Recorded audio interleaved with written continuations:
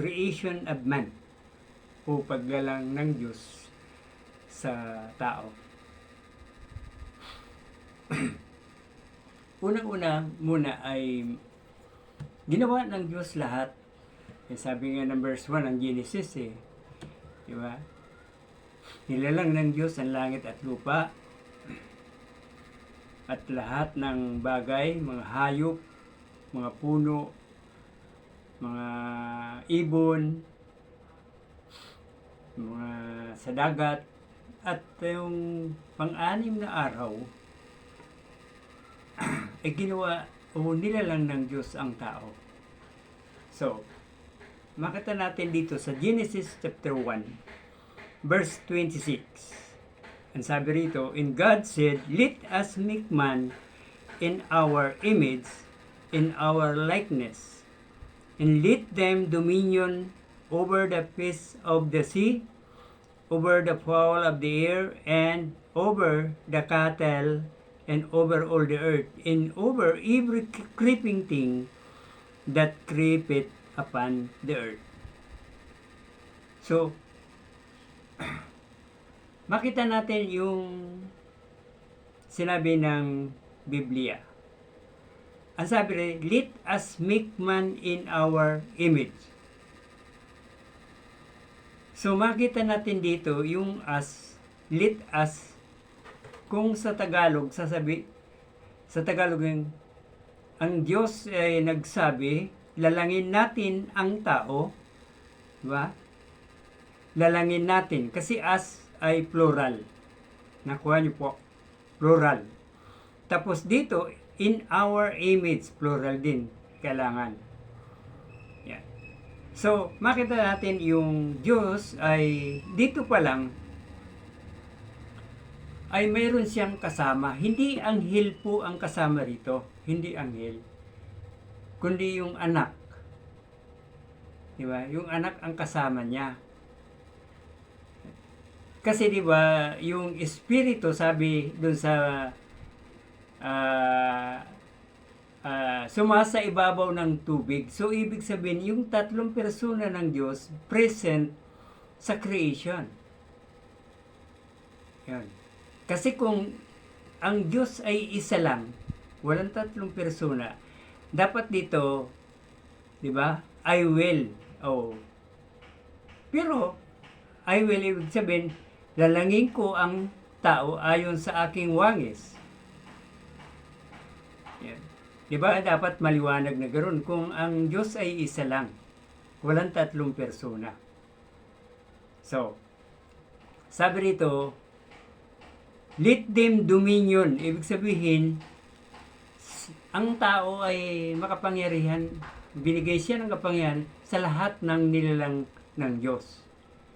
Dito, sa mga isda, diba? Sa mga ibon, sa mga baka, lahat ng uri ng hayop, yung lahat ng mga gumagapang dito sa mundo.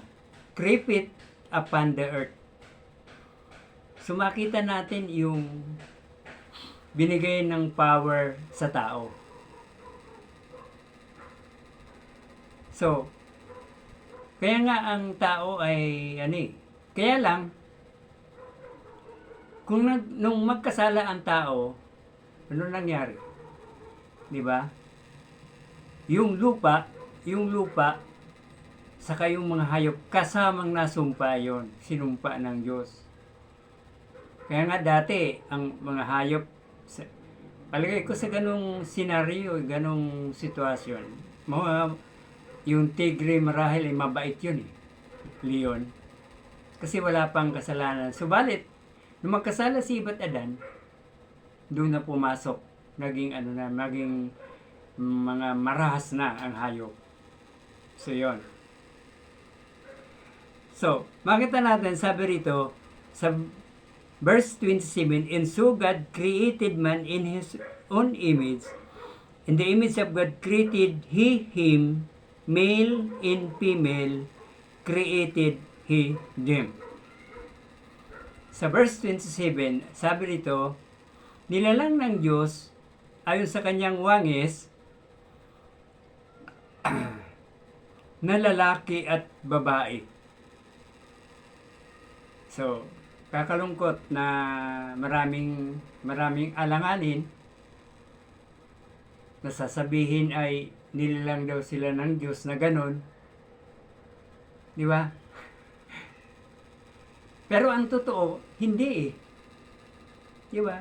Hindi ganon. Nilalang ng Diyos, lalaki lang at babae. Walang bakla, walang tumboy. Di ba? Kasi kung mayroong bakla, dapat sasabihin ng Bible. Yan. Ngayon, Brother Rick, ay bakit nagkaroon ng bakla? Alam mo yan, nakita ko yung sagot niyan, mga tanong na ganyan. Bakit nagkaroon ng bakla? Doon sa Romans chapter 1 nandoon. Yun ang sagot. Simula na verse, pag binasa nyo yung verse 20 hanggang 32, nandoon lahat. Kung bakit nagkaroon ng bakla. Kasi sa kanilang katigasan ng ulo, yung katotohanan patungkol sa Diyos, pinalitan nila ng kasinungalingan. Yun. Kaya, ibinigay sa kanila yung kanilang pag-iisip na tinatawag na yung maruming kaisipan. Kasi ayaw nila sa Diyos eh. Ang gusto nila, Diyos-Diyosan. Ganun yun eh. So sabi rin, pinalitan yung katotohanan ng kasinungalingan. Sa halip na tanggapin o sambahin ang Diyos na lumalang sa tao at sa lahat ng bagay, sino ang sinasamba? Diba? Diyos-Diyosan. Yan. So ibig sabihin, hindi kasalanan ng Diyos na sila ay naging ganun. Kasalanan nila. Diba? Kasi yung salita ng Diyos, yung Biblia, ayaw nilang paniwalaan. Ayaw nila magbasa. Di ba? Samantalang ang utos ng Panginoong Kristo, hindi lang basahin, kundi saliksikin. Di ba? Saliksikin ang banal na kasulatan. So makita natin yung sagot doon. Kung nagtatanong bakit nagkaroon ng bakla. Dahil yun sa kasalanan at katigasan ng ulo. Okay. So, makita natin sa Genesis chapter 2 verse 7. Ang sabi, and the Lord God formed a man of the dust. So, ang Diyos daw, pinurma yung tao galing saan? Alabok ng lupa. Of the ground.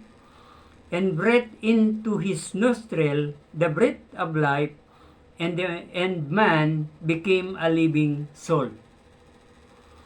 So sabi, and the Lord God formed. Nagporma siya. Pag sinabing form, di ba, hahawakan mo, yung halimbawa ay lupa, pupurmahin mo ng tao. Ganon. So, ibig sabihin, ang Diyos gumamit ng kamay, hindi salita yung paglalang sa tao. Samantalang yung langit at lupa, pamagitan ng salita, nagkaroon eh. Di ba? Mula sa wala, nagkaroon. Di ba? Magkaroon ng langit at lupa, nagkaroon. Pero yung tao, hindi. So, makita natin, pinurma ng Diyos at, di ba, yung ilong, hiningahan. Breath of life. Tapos, naging kaluluwang may buhay. So, pansinin natin dito, yung tao, di ba, mula saan? Alabok o sa lupa. Tapos, hiningihan, spirit. Di ba? Spirit. Tapos, soul, living soul. So, ang tao ay, tatlong bahagi. Nakuha nyo na. Kung ang Diyos tatlong persona, isang Diyos tatlong persona, yung tao naman, isang tao, tatlong bahagi. Yon. Yung unang bahagi na ginawa ng Diyos, yung katawan. Yon. Tapos binigyan ng Espiritu, di ba? Breath of life. Tapos, naging living soul. Yun, naging living soul. So, tatlong persona ang Diyos, tatlong bahagi yung tao. 3 parts. Ngayon, pansinin pa natin, ang Panginoong Diyos ang author na 3-in-1. Siya ang nagpasimula ng 3-in-1. Diba? Tingnan mo yung mangga. O, diba? Ano yung bahagi ng mangga? Balat, laman, at buto. O, tatlo din. Diba? Tatlong bahagi din ng bunga ng mangga. So, makita natin, sabi dito, tatlong bahagi. Ngayon, kapag ikaw ay naging Kristiyano o tagasunod ni Kristo, yung pagkain ng kaluluwa o ng espiritu o pagkain ng kaluluwa ay salita ng Diyos. Ang pagkain ng katawan, karne, di ba? Kanin, itlog, basta pagkain ng katawan yan. Pero pagkain ng kaluluwa, di ba? Pagkain ng espiritu o kaluluwa ay salita ng Diyos. Ano sabi ni Jesus Christ sa Matthew 4:4? Ano sabi ni Jesus Christ? Di ba? Sabi ng diablo kasi sa kanya, gutom siya 40 days, 40 nights na nagfasting. Kung ikaw ay anak ng Diyos, gawin mong tinapay ang batong ito. Sabi ng diablo sa kanya. Ano sabi ng Panginoon? It is written, the man shall not live, di ba? Live by bread alone, but by the word, di ba, of God that proceeded in the mouth of God. Hindi lang nabubuhay ang tao sa tinapay, kundi sa bawat salita na namumutawi ng Diyos. Galing sa bibig ng Diyos. Kasi nga, yung Biblia ay salita ng Diyos. Iyon ang pagkain. Spiritual na pagkain. Para yung kaluluwa natin, magkaroon ng, makukontrol yung mga bagay na hindi dapat gawin. Yan. So, yun ang yun ang paglalang sa atin 3 parts. Ngayon, kapag namatay ang tao, ang sabi dito sa Ecclesiastes chapter 12, verse 7, then shall the dust to the earth. Yan. Yung katawan daw natin ay babalik sa lupa, at it was. And the spirit shall return unto God who give it. Yung espiritu daw natin, pag tayo ay namatay, babalik yan sa Diyos. Pero yung kaluluwa, dalawa lang ang pupuntahan ng kaluluwa. Yun.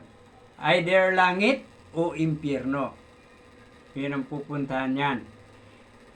Diba? Makikita natin yan doon sa Luke. Diba? Sa Luke 16. Luke 16:19 to 31. Nung mamatay yung si Lazaro at yung mayaman, ang kaluluwa ni Lazaro ay napunta sa Abraham bosom. Ang Abraham bosom ay tinatawag din na paradise, paraiso. Yan. Tapos, ano sabi yung mayaman kasi, di ba? Hindi yun lumapit sa Diyos, mayaman eh. Yung kaluluwa niya, dinala ng anghel saan? Sa impyerno. Sino ang nagsasalita dito sa Luke 16? Ang Panginoong Hesukristo. Siya ang nagano noon. So, makita natin yung kaluluwa sa impyerno o langit o kaya paraiso. Nung panahon ay paraiso. Ngayon, ang sabi ni Pablo, 2 Corinthians chapter 5, pag ako'y wala sa katawan, present ako sa Panginoon. Ibig sabihin, pag namatay siya, pag wala na raw siya sa katawan, present siya sa Diyos. Ay nasa ng Diyos, di ba nasa langit? So, ibig sabihin, automatic yung kaluluwa ng namatay, pupunta ng langit. Tapos yung kaluluwa man ng pupunta doon sa tinatawag na impyerno. Yun. Kaya dalawa lang. Wala mga minamahal kong mga kababayan, mga kapatid. Walang binanggit na tinatawag na purgatory sa Bible. Kasi kung may purgatory, 3 pala. Ang nakalagay doon sa Luke 16, may bangin na malalim na hindi makatawid. Yung nasa impyerno sa paradise, hindi pwedeng tumawid. May pagitan. Kasi ginawa yun ng Diyos, walang sino man makatawid na kaluluwa. Okay. Kaya babalik sa lupa ang ating katawan. So, dito makita natin, sabi dito ni Job, all flesh shall perish together, and man shall turn again unto the dust. Maging si Job, pinatunayan niya rin na lahat daw ay babalik sa alabok o kaya sa lupa. So, yun ang So, kaya nga, ang creation natin, ang creation ng Diyos ay, alam nyo ba na sa lahat ng nilalang ng Diyos, yung tao lang ang sinabihan niya very good? Doon sa Genesis. Samantalang ibang nilang good lang. Pero pagdating sa tao, pagkatapos na lang yan tao, very good. Yan. So,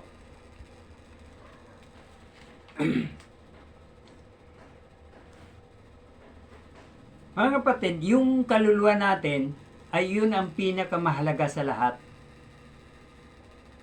Brad, maring tawag niya? Mag-isip kayo, bakit ang kaluluwa?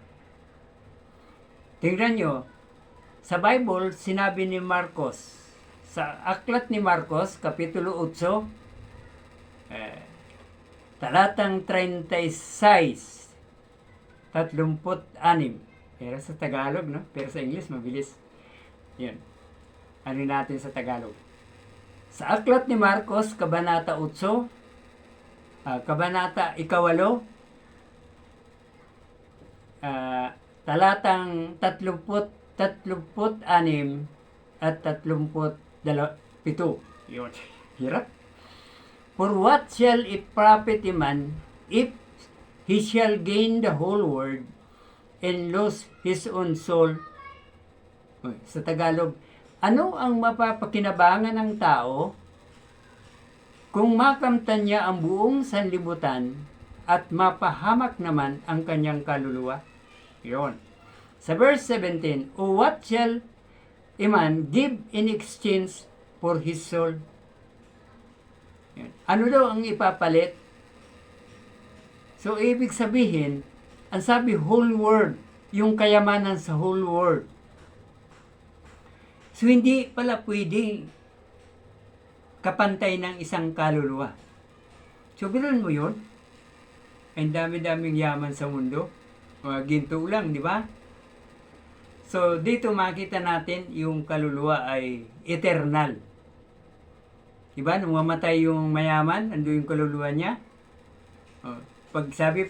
Pagdilat ng kanyang, nung mamatay siya, di ba? Sabi, yung kaluluwa niya pagdilat ay nasa impyerno na siya. Dinala siya ng anghel.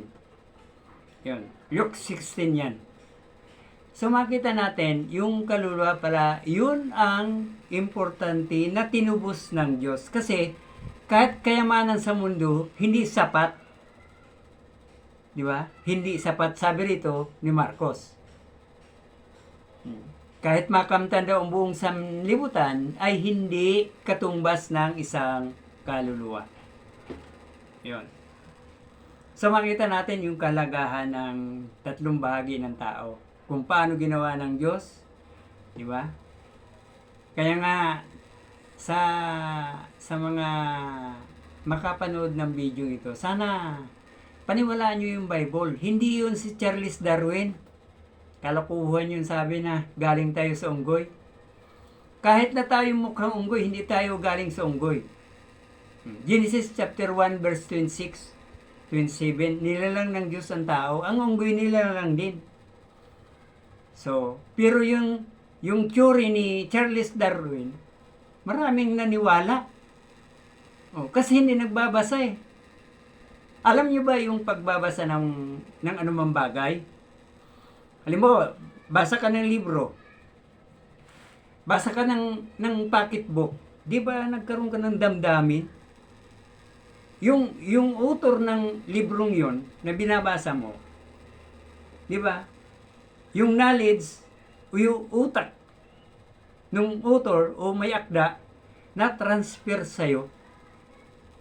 Di ba? Alam niyo ba, naalala ko yung nasa trabaho kami? Yung bisor namin sa maintenance, nag-aral yun, self-study. Bumibili siya ng libro sa mga self-study siya. Electronics ang pinag-aralan niya, self-study lang. Hindi siya pumapasok ng school. Kasi breadwinner siya, pumapasok siya ng trabaho. Pag may time na nakikita namin na mayroon siyang inaansiran, mayroon siyang ginagawa. So, di ba, sa pamagitan ng pagbabasa, di ba, lumalawak ang iyong kaisipan. Nalalaman mo yung dapat mong malaman. Lalo na ngayon, di ba, makabago na. Subukan mong magbasa ng doon sa cellphone mo. Kung hindi mo babasahin, hindi mo ngayon malaman yung message ng misis mo o kaya ng anak mo. Sa pamagitan ng cellphone, marami kang nalalaman sa YouTube, Facebook. Di ba? So, kailangan ang pagbabasa. Ngayon, suggestion ko sa inyo, Bible ang basahin ninyo. Di ba? Sapagkat nandoon yung mga katotohanan na magpapalaya sa inyo doon sa traditional nating pananampalataya. Okay. Ngayon, na tayo sa Christian? Ngayon, yung rason naman, why God, di ba, created man and woman? Bakit nga ba nilalang ng Diyos? Diba? May purpose ang Diyos. Para bang ikaw? Di ba, bakit ka nag-aral? Kahit wala kang baon, nag-aral ka. Di ba gusto mong mabigyan ng magandang kinabukasan ang pamilya mo? Tatay mo, nanay mo, mga kapatid mo. Ganon, may purpose. Why God created man and the woman? So, sa number 1, ang sabi rito, God created, di ba? God created man for His glory. Ang paglalang pala sa atin ng Diyos para sa kanyang kaluwalhatian. Pag sinabing kaluwalhatian, ano ba yung kaluwalhatian? Di ba? Di ba pag yung sinabing maluwalhati, parang brightness, kaliwanagan. Di ba? Yung pwede rin kapangyarihan. Diba? Kasi, tingnan mo yung sa Bible, sabi ng Bible, ang Diyos doon sa tabernacle ng Israel, nakita nila yung kaluwalhatian, nagliwanag. So, yun ang kaluwalhatian eh. Yan. Sinabi rin ni Prophet Isaiah sa Isaiah chapter 43. Isaiah 43 verse 7. Ang sabi dito, even everyone that is called by my name, for I have created him for my glory. Yung mga tinatawag daw sa kanyang pangalan, ay nilalang niya yun para sa kanyang kaluwalhatian. I have formed him, yea, I have made him. Pinurma ko sila at ginawa ko. I made him. So makita natin ang purpose ng Diyos. Diba yung kaluwalhatian parang damit na, diba yung makinang. Parang yung gano'n ng halimbawa ako para sa akin sarili lang. Alam niyo ba na si Adam saka si Eve, si Dan at si Eva, nung hindi pa sila nagkasala, anong makita? Diba? So, ibig sabihin, sa tingin ko doon, mayroong kaluwalhatian ng Diyos sa kanila. Kasi sabi, nilalang para sa kanyang kaluwalhatian. Subalit nung nagkasala sila, di ba, nakita nila sarili nila hubad. Yun. Kaya yung pinakadamit ng kaluwalhatian sa kanila, wala na, kasi nagkasala. Yan. Para din ang anghel, nung pinag-aralan ko yung mga uri ng anghel, yung kanilang pinakakatawan, nung si Lucifer ay nagkasala, parang tinanggal ng Diyos, inalis ng Diyos. Yung anghel na nagkasala. Kasi yung anghel, sa kasalukuyan, dalawang uri ng anghel. Yung isa, tinatawag sa English na fallen angels. Diba? Tapos yung isa, holy angels. Yung holy, kakampi ng Diyos. Yung fallen ay kalaban. Fallen angels. Kaya nga, yung fallen angels, ayon sa Bible na napag-aralan ko, ang fallen angels, inalis ng Diyos yung kanilang parang kaluwalhatian din. Diba? Kaya, yung pinaka nila. Kaya alam nyo, bago sila gumawa ng di ba, si Lucifer, hindi siya makapagtukso sa tao hanggat hindi siya sumanib sa tao o sa hayop. Ngayon ang tanong, ganito. Nung si Eva at Adan tinukso, di ba, ng Diablo, ang Diablo ay unang-unang pangalan niya, Lucifer, anghel. Tapos lumaban sa Diyos. Bakit hindi siya gumamit ng tao nung panahon na yon? Sapagkat si Eva at Adan pa lang ang tao. Anong ginamit niya? Ahas. Ayan. Nakuha nyo na? Sumanib siya sa ahas. Yun. Kaya nga ang Diablo, yung evil spirit, bago sila gumawa ng sasanib mo na yan sa tao o sa hayop. Ganon. Kasi yung nila, yung katawan nila, kinuha ng Diyos doon sa aking napag-aralan na isang libro. Pero mayroon ding sa Bible. So makita natin yung lihim o kaya ng libro na Bible. Marami kang matutunan. At yun ay makapamuhay ka rin ng maayos kasi ayon sa mga sinasabi ng Diyos. Mayroong pinagbabawal ang Diyos. So, makita natin, sabi yan, tayo ay nilalang ng Diyos para sa kanyang kaluwalhatian.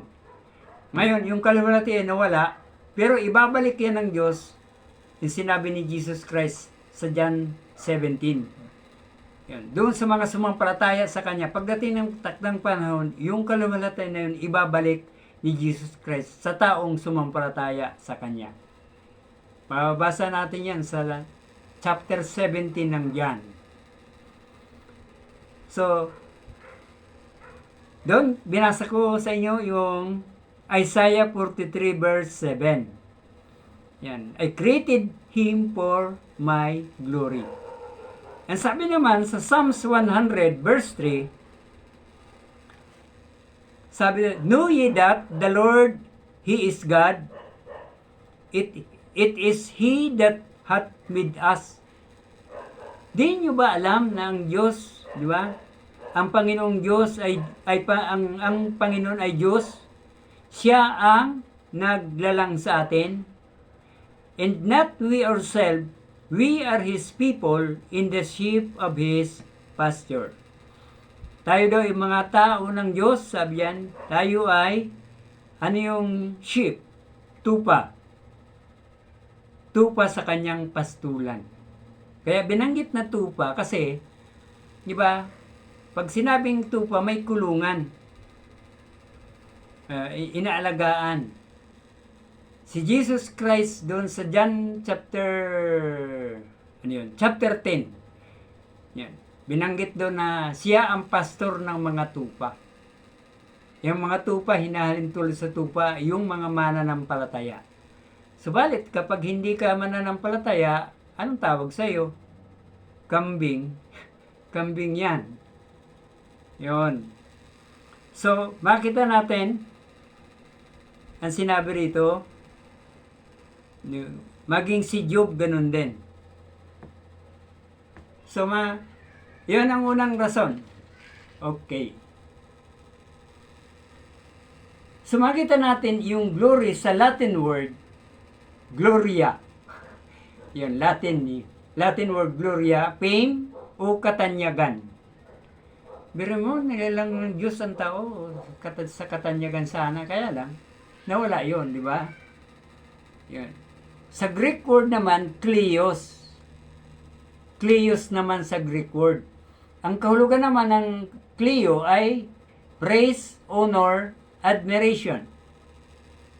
Nilalang tayo na may, di ba? Honor. Di ba? Buti pa si Nora may honor eh. Tayo walang honor. Puro fail. So, makita natin sa English, praise, honor, admiration, honorable. Ayun. State of greatness. Yun ang kahulugan pala ng glory. State of greatness. Kasi nga, paano sinabi ng Bible na greatness ang tao ng pagkalalang? Kasi nga, di ba, pansinin natin, pag binasa nyo yung Bible, si Adan, sinabi ng Diyos kay Adan, binigay sa kanya yung mga hayop. Lahat ng hayop, pinangalanan ni Adan. Yo, biro mo talino. Talino ni Adan, ano? Kaya lang, nung magkasala siya, wala. Nabaliwala ang kanyang talino. So, pangalawang rason kung bakit tayo nilalang ng Diyos. Sabi ito, God created us for fellowship. Yan, di ba? Pag fellowship. Anong uri ng fellowship? Di ba? Kapag ang isang tao ay nanalangin, di ba? Lumalapit ka sa Panginoon. Di ba? Humingi ka ng pangangailangan mo, nagpapasalamat. Ang panalangin, mga kapatid, pasasalamat, di ba? Paghingi, pagluwalhati, yun ang panalangin. Hindi lang yung hingi ka ng hingi. Di ba? Kailangan luwalhatiin mo siya, sambahin, ganon. Yun ang panalangin. Sabi rito, for fellowship. So, ibig sabihin yung Diyos na makapangyarihan na walang pasimula, kailangan niya rin ng pakikisama o fellowship. Di ba yung fellowship, di ba pagsama-sama? Di ba? Mayroong food fellowship. Food fellowship. Ibig sabihin, kainan. Yan. Mayroon namang drinking fellowship. Yan. Kasama si Miguel. Di ba? Fellowship yun. Chismis fellowship. Gossip. Di ba? Gossip, chismis. So maraming fellowship. Pero ang Diyos, pag nakapag-fellowship ka sa Diyos, di ba? Yun ang pinakamaganda sa lahat. Okay. Alam mo ba na yung Diyos hinanap yung kanyang nilalang doon sa Garden of Eden? So, ibig sabihin, kasi nakakausap niya si Eva at Adan ng kumbaga sa harapan talaga. face to face. Pero nung pumunta sa The Garden of Eden, wala na eh. Oh. Kaya nga, ang Diyos, ang ano talaga eh, nag-decide o nag-desire na hanapin yung kanyang nilalang. Genesis pa lang, ang Diyos Ama ang naghahanap. Dito naman sa New Testament, si Jesus Christ naman. Diba? Sa Lucas 19:10, nandoon, naparito ang anak ng tao upang hanapin at iligtas yung mga nawala. Bakit nawala? Nawala doon sa relasyon sa Diyos. Naputol. So makita natin mahalaga yung fellowship. Kaya nga doon sa Hebrews 10:25, diba? Nandun yung nakalagay, lalong alam na alam ito ng mga mananampalataya. Hebrews 10:25, ano sabi ron? Huwag daw pabayaan ang pagtitipon, diba? Sapagkat nandun yung nag-i-encourage, diba? Nalaman yung mga bagay na dapat malaman ang isang mananampalataya ng Panginoong Jesucristo. Yan ang tinatawag na Sunday worship, Sunday school. Yan. So, dito makita natin yung word na fellowship. 1 Corinthians chapter 1 verse 9. Sa 1 Corinthians, sabi dito, God is faithful, by whom ye were called unto the fellowship of His Son, Jesus Christ our Lord. So makita natin, sabi, yung Diyos daw ay tapat, by whom ye were called. Diba? Yung pagtawag, siya ang tumawag, called unto the fellowship. So, ibig sabihin, yung conversion ng isang tao, pag nakarinig ng salita ng Diyos, ang Diyos Ama ang, di ba, nag-initiate o gumagawa ng sa pamagitan ng kanyang espiritu. Di ba, pag yung, halimbawa, mayroong nangangaral, tapos narinig mo. Tulad ko noon, narinig ko yung pangangaral. O naging interesado ko, ibig sabihin, ang Diyos ang tumatawag sa tao sa pamagitan ng kanyang salita na ginagamit yung mga tao din. Yon. Sabi rito, tinawag daw, ang Diyos daw ay tapat na tumatawag para sa pakikisama sa kanyang bugtong na anak na Panginoon natin. Kaya nga, kapag ikaw ay sumampalataya na sa Panginoon, mayroon ka ng fellowship sa Diyos. Kasi ano sabi ni Jesus Christ mismo? Ang sumampalataya sa akin ay sumampalataya na rin sa Ama. Yan, di ba? Ganon din sa kanyang turo. Anong turo ng Panginoon? Anong sabi ng Panginoon doon sa mga anong kausap niya doon sa John chapter 7. Doon sa John chapter 7, nagugulat yung mga nakaano sa kanya eh. Di ba? Kasi si Jesus Christ hindi naman nag-aaral eh. Bakit alam niya yung salita ng Diyos? Ano sabi niya? Ang aking katuruan ay hindi akin, kundi doon sa nagsugo sa akin. Yung sinabi niya doon sa mga kausap niya. Ang kanya daw katuruan, sa English niyan eh, my doctrine is not mine, but His that sent me. Ang aking katuruan ay hindi akin, kundi doon sa nagsugo sa akin.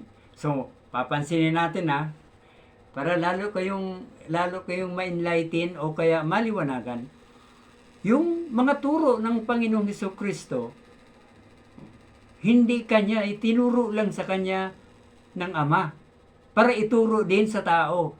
Kaya nga, ang ginawa naman ng Panginoon, tinuruan ng mga apostles. Tapos yung mga apostles isinulat para malaman ngayon ng mga tao upang ang tao ay pwede nang lumapit sa Diyos, di ba? Sa pamagitan ng pangangaral ng salita ng Diyos. Kasi ang tao, di ba, hindi yan lalapit hanggat hindi makarinig. Pag nakarinig ka ng salita ng Diyos, tapos naniwala ka, doon parang magpapasimula ang iyong tunay na pananampalataya. Kasi lahat ng tao mayroon mang kanya-kanyang pananampalataya. Di ba sa mga debate, kanya-kanya tayong pananampalataya. Bahala na kayo.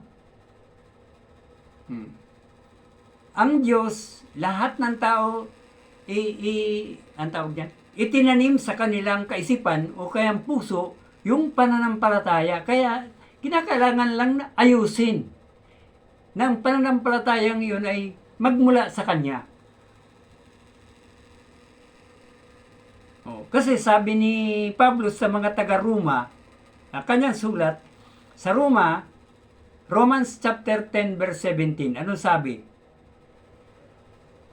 Sabi sa English, faith cometh by hearing, and hearing by the word of God. Yung pananampalataya daw ay nanggagaling sa pakikinig at pakikinig ng salita ng Diyos. So makita natin, yun ang tunay na pananampalataya, ang Diyos ang magbibigay. Mayroon pang ang sukat ng pananampalataya sa Romans 12:3 nandoon. So makita natin, di ba, napakahalaga ng Bible. Kasi kung tulad ko, halimbawa, kung hindi ako nag-aral ng Bible o kaya sa Bible school, makakapagturo ba ako? Kaya ko ginagawa ito upang magturo, hindi yung pagyayabang. Kasi pag nagyabang ka, alam ng Diyos yun. Ang purpose ng pagtuturong ito, para malaman din ng iba, di ba? Kasi ngayon, mahilig na sa YouTube, di ba? So, ang aking mga content, mga minamahal, mga kapatid sa Panginoon, puro biblical. Hindi ka makakapanood ng hindi biblical sa aking YouTube channel. Sana mag-like kayo at subscribe. Nabubulol tayo tuloy. So, makita natin, sabi rito, tapat ang Diyos na tayo itinawag para sa pakikisama sa kanyang bugtong na anak. Kasi si Jesus Christ, di ba, siya ang pumunta sa lupa para siya ay maging tagapamagitan sa tao at sa Diyos. Kaya nga sinabi niya sa John 15, ako ang puno, kayo ang mga sanga, di ba? Ang sino mang manatili sa akin ay ako'y manatili sa kanya at siya ay magbubunga. Wala kayong magagawa kung wala kayo sa akin. Yung sinabi ng Panginoong Hesus sa John chapter 15. Wala daw kayong magagawa kung wala tayo sa Kanya. Bakit? Diba? Di ba siyang may power? Ngayon, papakita ko sa inyo yung ilang bagay, ilang verses, na kung wala si Jesus Christ, hindi tayo nalalang. Yan. Unahin ko muna sa John 1:1, mga minamahal. John 1:1. Ang sabi ron, in the beginning was the Word, and the Word was with God, and the Word was God. Sino ang Word doon? Si Jesus Christ. Sa verse 3, ng John chapter 1 verse 3, nandoon, ang lahat ng bagay na nilalang, hindi nalalang kung wala si Jesus Christ. Di ba? Sa Colossians chapter 1 verse 16 and 17, nandun din. Lahat ng pamunuan, lahat ng kapangyarihan, hindi nalalang kung wala si Jesus Christ. Colossians chapter 1 verse 16 to 17. So sa creation, kung wala siya, wala lahat. Ngayon, sa redemption, pagtubos, kung wala siya, hindi tayo matubos. Ang tinubos niya, siya ay nagkatawang tao para mamatay sa krus ng Kalbaryo para tubusin tayo sa kasalanan. Yun.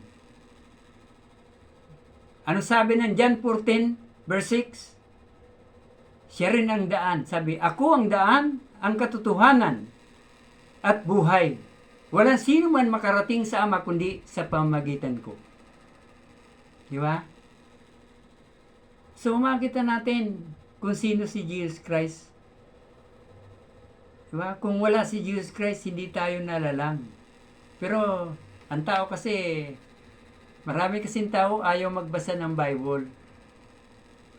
Pero, pag hindi kayo nagbasa, hindi kayo nag-aral ng salita ng Diyos, mga minamahal, mapapahamak po kayo. Sinasabi ko sa inyo yun. Kasi, wala kayong tunay na pananampalataya kapag hindi kayo nagbabase sa Bible. Kasi ang tunay na pananampalataya, magmumula yon sa pagkikinig ng salita ng Diyos. So, sabi ito, fellowship. Tapos sa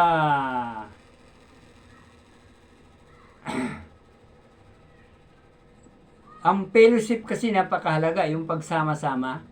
Subukan nyo yung isang apoy, maraming kahoy. Alisin mo yung isang kahoy.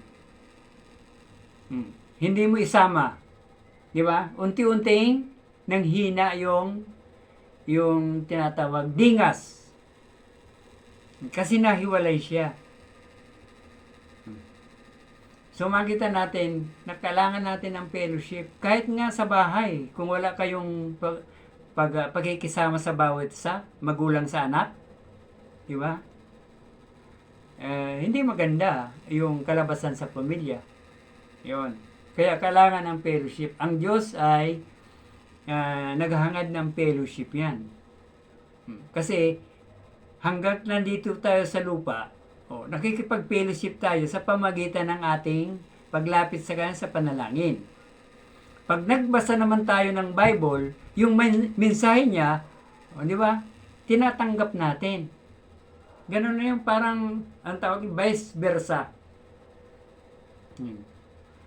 So, yung pangatlo, tayo ay nilalang ng Diyos. Di ba? Pero mayroon pa pala.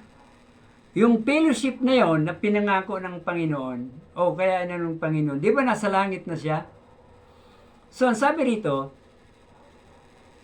sa John chapter 14 verse 3, nung siya ay umakyat na sa langit, anong sabi niya? And if I go and prepare a place for you, I will come again and receive you unto myself, that where I am, there ye may be also. Ano yung Tagalog? Yan. Di ba sabi niya doon sa John 14, akyat siya. Makikita na yung pag-akyat niya sa langit sa Acts chapter 1 verse 11, nandun yun. Bigla siyang natanaw ng mga alagad, tapos bigla na lang nawala sa lapaap. Ang sabi niya rito, ako ay pupunta saan? Sa langit, sa bahay, sa ng Ama, at maghanda ng inyong kalalagyan.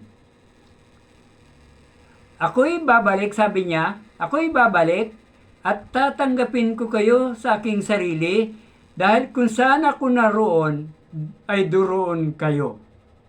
Pansinin natin yung word niya, no? Napakaganda, no? Pinangakuan ka. Kahit nga, girlfriend mo, kaya boyfriend mo, di ba masaya pag pinangakuan ka? Yan. Basta hindi napapako. So, makita natin dito,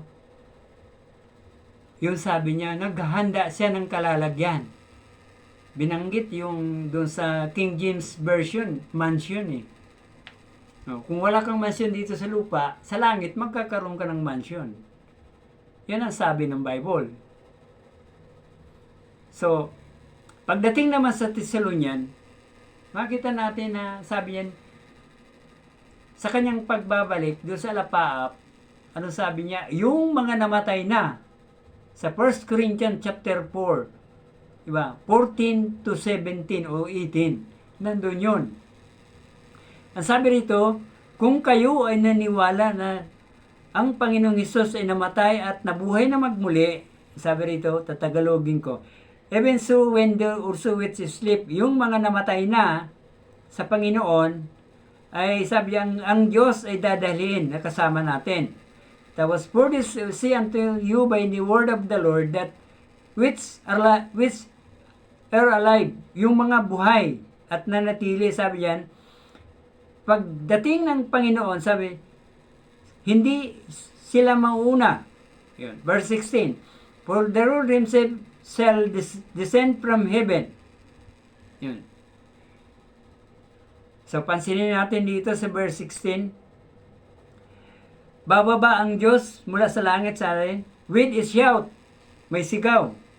Tapos, with the voice of archangel, may busis ng arkanghel. And the dead in Christ shall rise first.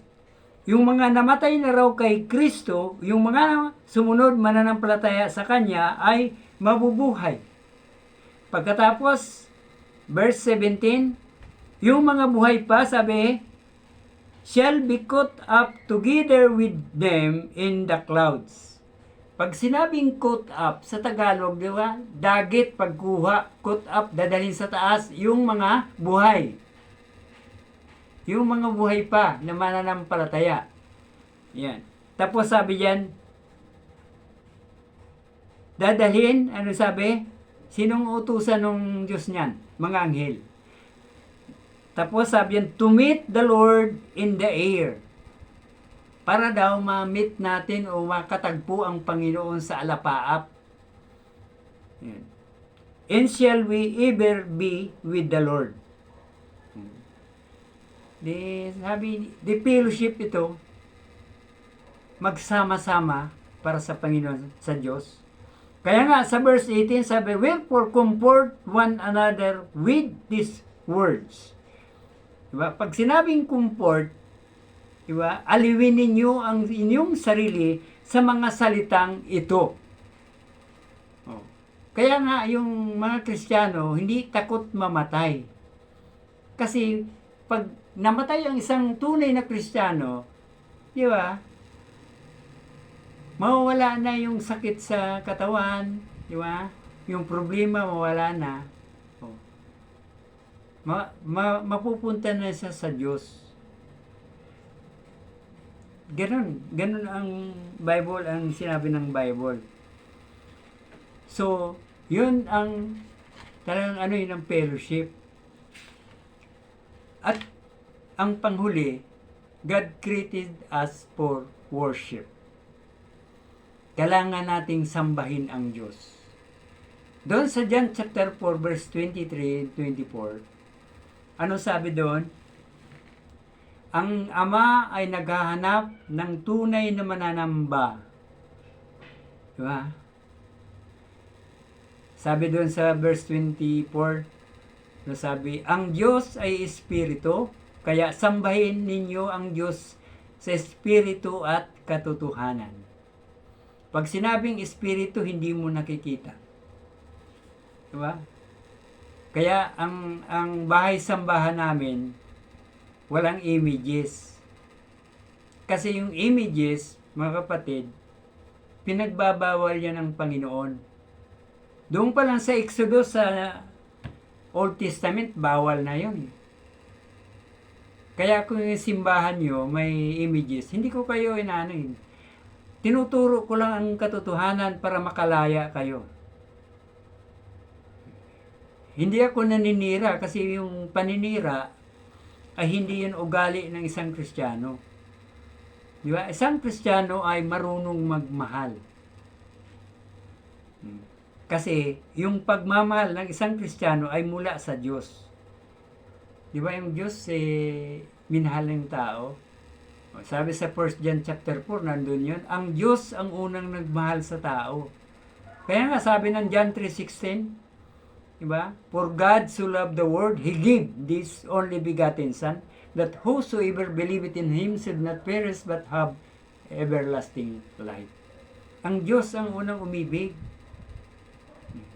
Kaya, kapag ikaw ay sabihin mong Kristiyano ka, tapos hindi ka naman marunong umibig sa kapwa, ay hindi ka Kristiyano. Kumbaga sa piki ka. Eh si Jesus Christ, ang utos niya, mahalin mo ang iyong kapwa tulad ng pagmamahal mo sa iyong sarili. Matthew 22, nandun yun. Di ba? 2 utos na lang. Matthew 22:37 to 40, nandun yung dalawang utos. Yung mahalin mo ang Diyos ng buong puso, buong kaluluwa, buong lakas at buong pag-iisip. Tapos yung pangalawa, mahalin mo ang iyong kapwa katulad ng pagmamahal mo sa iyong sarili. Ngayon ang tanong, mahal mo ba yung sarili mo? Bakit sinisiraan mo yung kapwa mo? Pag siniraan mo yung kapwa mo, wala kang pagmamahal din sa sarili mo. Pag nagagalit ka sa iyong kapwa, hindi wala yung pag-ibig. Di ba? Sa 1 John nandun, ang nagagalit sa kanyang kapatid ay mamamatay tao. 1 John chapter 3 nandun yun. Alam niyo ba yung meaning ng hate o galit? Yung galit ay galit ka na walang dahilan. Hindi mo malaman, hindi ka naman niluko. Bakit nagkagalit ka? Yun ang tinatawag na hate. Hindi mo siya gusto. Kasi yung hate, maraming kahulugan yan eh. Lalo sa Bible. Yung hate, pwedeng sabihin na nagsalita ka ng dahil galit ka. Pero kung walang dahilan, hindi mo lang siya gusto. Meron naman nagagalit dahil sa inggit. Sa Bible, di ba? Sa Bible, pag nagagalit ka na walang dahilan, ibig sabihin, hindi mo gusto yung tao. Pero ang sabi ng Panginoon, Matthew chapter 5 verse 44. Matthew 5:44. Sabi niya, love your enemies. Mahalin mo yung kaaway, huwag mo siyang isumpa. Diba? Yan ang sa utos ni Jesus Christ eh. Kaya, tingnan mo si Jesus Christ, ang Panginoon. Diba? Yung unang salita niya, sa cross ng Kalbaryo, ano sabi niya? Ama, patawarin mo sila, hindi nila alam ang kanilang ginagawa. Diba? Ay yung makikita natin doon, pagmamahal. Maawa siya doon sa mga nag-ano sa kanya eh. Kasi mapahama. Kaya nga sabi ng Panginoon Jesus, patawarin mo sila, hindi nila alam ang kanilang ginagawa. So makita natin yung pag-ibig. Hindi ka matututong umibig sa iyong kapwa hanggat ang pag-ibig ng Diyos wala sa iyo. Hindi ka tunay na Kristiyano, hindi ka matututong umibig sa iyong kapwa. Iibigin mo lang yung kaibig-ibig. Ganon yung mangyari yan eh. Kasi yung espiritu ng pag-ibig mula sa Diyos, matutunan mo kahit nakaaway mo, iibigin mo yun sapagkat ang Diyos ang nagutos. Yan. Kaya nga, di ba? Maraming mga Kristiyano, marami akong kilalang Kristiyano eh. Hindi niya natutunang mahalin yung kanyang kapatid mismo eh. Pero, Kristiyano raw siya. Kristiyano sa bibig, pero sa puso, hindi sa puso. So, makita natin yung worship. Di ba? Sambahin mo siya sa espiritu at katotohanan. Anong sabi ng Panginoon doon sa Diablo na sinabihan siya na doon sa Matthew chapter 4, nandun yon. Pag binasa nyo yung chapter 4, yung pagtukso sa kanya, una pagkain, tapos pagpatihulog, tapos yung sabi niyang Diablo, nakikita mo ba lahat yan? Ibibigay ko sa iyo. Kasi yung mundo, alam nyo ba yung mundo, pansamantalang hawak ng Diablo? Pero ang Diyos ang gumawa. Di ba? Sino ang Diyos ng sanlibutan? Di ba ang Diablo? Di ba? John 8:44, basahin nyo yun. John 8:44. God of this world. Ang God doon mga kapatid, mga minamahal, is small letter. Is small letter. Diba? Pag God in heaven, capital letter. Kaya mga minahal, wag sa Facebook, wag kayong maglagay na God bless na maliit yung letter ng J. Kasi, di Diba? Diyos ng mundo yon. Lucifer ang inaano nyo doon, si Lucifer. Marami akong nakita sa Facebook ganyan eh. God bless, small letter. So makita natin, anong sabi ng Panginoon? Diba? Sambahin mo lang ang Diyos at siya lang ang inyong paglilingkuran. Sinabi ng Panginoon yun sa Diablo. Iniwanan siya. At ang mga anghel ng Diyos ay pinaglingkuran ang Panginoong Jesucristo. So makita natin yung worship. Ngayon, yung pagpunta mo ba sa simbahan para mag-worship, magsamba, tama ba? Tama ba yung pag-iisip? Yeah. Kasi kapag hindi tama walang kwenta yung sa Diyos Di ba? Hindi yung tatanggapin ng Diyos, lalo na kapag may mga tinatawag na images, pinagbawal Ay doon sa sinabi ni Isaiah, yung binanggit ni Isaiah, ang sabi ng Panginoong Diyos, hindi ko ibinigay ang aking kapurihan sa mga bagay na inanyuan. So, pinagbabawal yan, mga kapatid. Di ba? Masakit yung katotohanan, pero pag tinanggap nyo, di ba? Pag tinanggap nyo yung katotohanan, mapapalaya kayo. So, ano sabi ng Bible? Bakit tayo nilalang ng Diyos? Unang-una, para sa kanyang kapurihan. Pangalawa, di ba? For fellowship. Pangatlo, for worship. Sa langit, di ba? Pag tayo nasa langit na, nandun, sa Revelation, pag binasa nyo, may worship doon. I-worship ng mga tao na mananampalataya ang Diyos. Yun, tamang pagsamba. Dito sa mundo, napakaraming pag-worship, pero napakarami naman santo. Di ba? Sa isang barangay, sinong santo yun, mayroong rebulto doon. Na yung pinagbabawal, yun ang ginagawa.